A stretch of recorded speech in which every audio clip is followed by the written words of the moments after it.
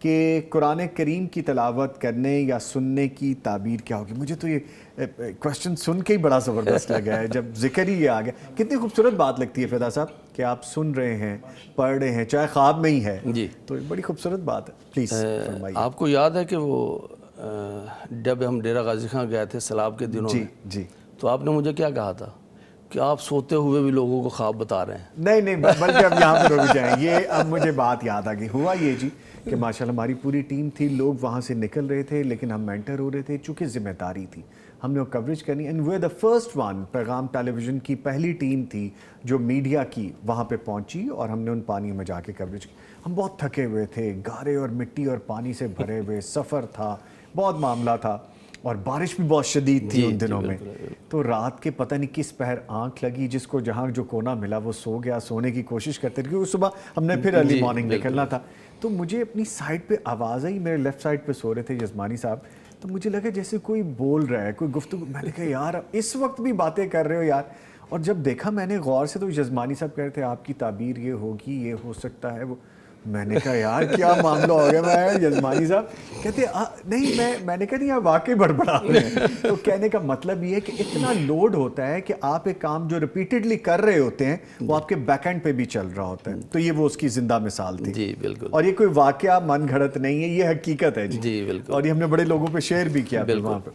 اس کو میں لنک کرتا ہوں اس خواب کے ساتھ کہ کوئی آدمی خواب کے اندر قرآن پاک کی تلاوت کر رہا ہے یا سن رہا ہے، تو اس کا مطلب یہ ہے وہ حقیقی زندگی میں قرآن پاک سے بہت محبت کرنے والا۔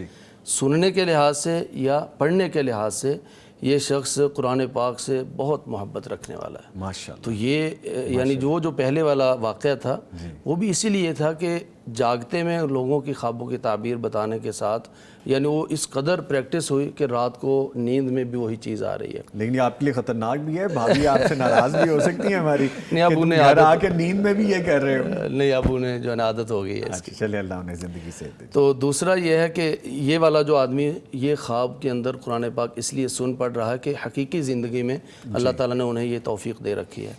اور دوسرا یہ ہے کہ یہ شخص اگر بیمار ہے، اگر بیماری کی کیفیت میں ہے یا کسی قسم کی پریشانی میں ہے، تو قرآن پاک کا سننا اور پڑھنا یہ دونوں برکت کی آمد اور بیماری کی شفا یہ اس کا ذریعہ، کیونکہ اللہ تعالیٰ فرماتے ہیں وَنُنَزِّلُ مِنَ الْقُرْآنِ مَا هُوَ شِفَاءٌ وَرَحْمَةٌ لِّلْمُؤْمِنِينَ۔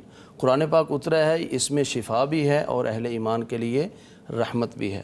تو اگر یہ بیماری میں مبتلا ہے تو انشاءاللہ اس کی بیماری اللہ تعالیٰ کے حکم اور فضل سے دور ہوگی۔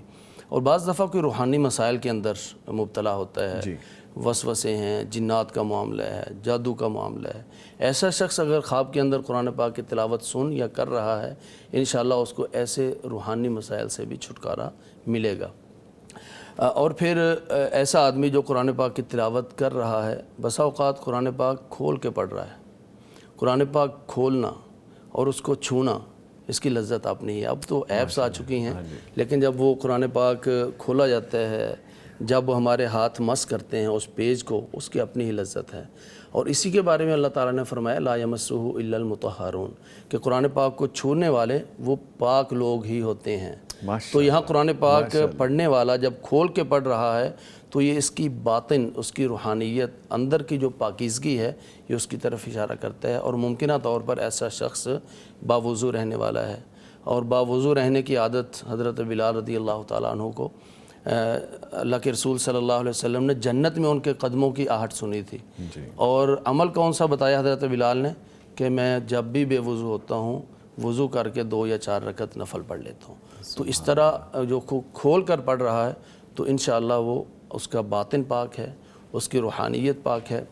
اسی طرح اگر کوئی غیر شادی شدہ اس طرح کا معاملہ دیکھتا ہے تو انشاءاللہ نیک سیرت اس کو رفیق کار، اگر وہ مرد ہے تو اس کو نیک سیرت عورت ملے گی، اور اگر وہ عورت ہے تو اس کو نیک سیرت مرد ملے گا۔ اور اسی طرح اگر کوئی شادی شدہ ہے اور حاملہ خاتون ہے، اور یا پھر وہ مرد ہے اور اس کی اہلیہ حاملہ ہے، تو پھر ان کو اللہ تعالیٰ ایسے بیٹے سے نوازے گا جو کہ حافظ قرآن بھی ہوگا اور درجات کی بلندی کا ذریعہ بھی ہوگا انشاءاللہ۔ میں جانتا ہوں کہ آپ مزید بھی بہت کچھ بتا سکتے ہیں، لیکن میں نے آپ کو روک دیا اور مجبوری یہ تھی کہ جی پروگرام کا وقت ختم ہو گیا۔